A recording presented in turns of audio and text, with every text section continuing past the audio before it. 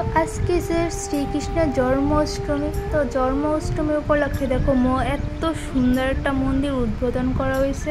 তো এটা হচ্ছে যে আগরতলা আনন্দনগর, এই মন্দিরটা নতুন করে উদ্বোধন করা হয়েছে জন্মাষ্টমীর দিন।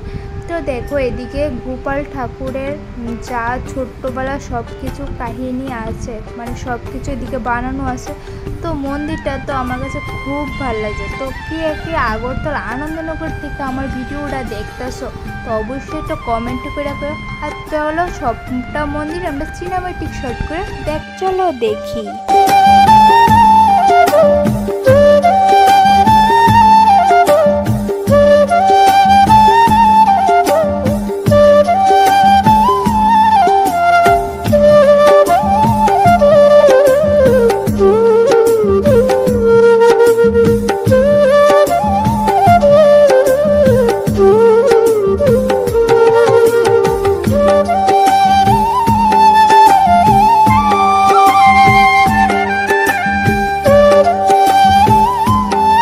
মন্দিরটা ঘুরে কেমন লাগছে অবশ্যই একটা কমেন্ট করে রাখো।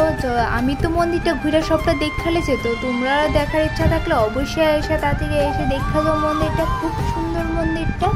তো ভিডিওটা এদিকে শেষ করলাম, টাটা বাই।